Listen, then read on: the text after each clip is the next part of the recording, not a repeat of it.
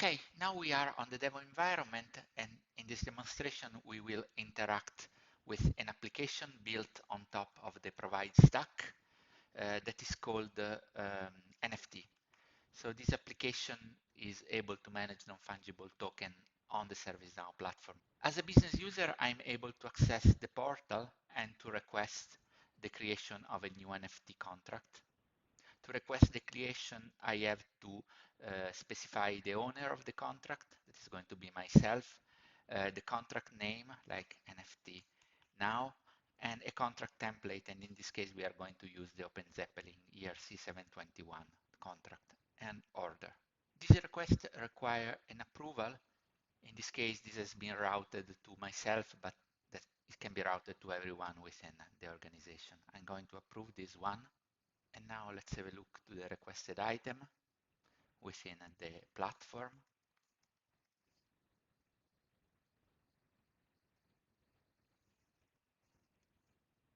Here it is. The phase is requested. And now the flow is completed, as you can see from the notification in Slack that I just received in my channel. Let's refresh the list. And the flow is completed. Let's have a look to the requested item.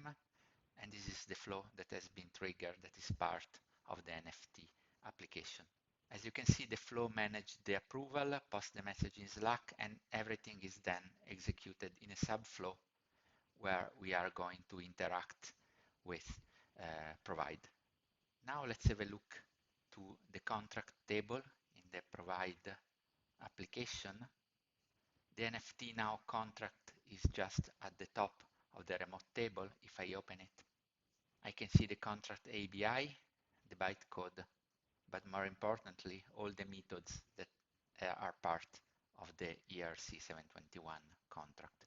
I will copy the sysid of this record because then I will need to configure my NFT application.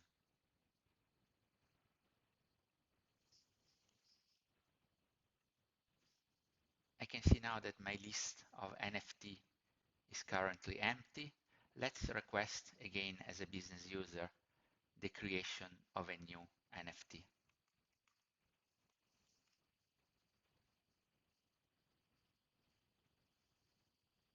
To create a new NFT, I just need to specify the owner of that asset. It's going to be myself again. Let's have a look again to the requested items. And I see at the top the request to create a new NFT. So the NFT has been created, as you can see from the notification in Slack. Let's have a look again to the flow. As you can see, everything has been executed and the Provide stack has been called in the subflow. So if we look in the NFT application, we can see that one NFT is now created.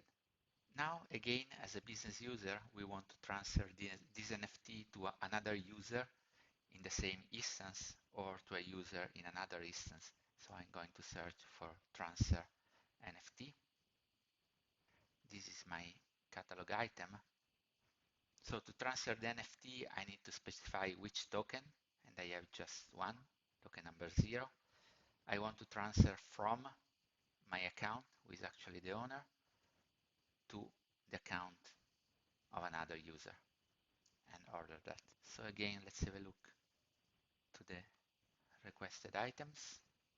This is the transfer that is actually running. Let's have a look to the flow context. So the flow is currently waiting for the completion of the call method. This is the subflow. As you can see from the notification, the transfer has been completed. If I refresh the table, I see that everything is green. So if I come back to my NFT application, I see that the token is not anymore in my NFT list. But if I go on the instance with the other user, I have the equivalent NFT application, and I can see that the token is now in the My NFT list of Kyle. This concludes this very brief demonstration of how we can build low-code Ethereum application with Provide and ServiceNow.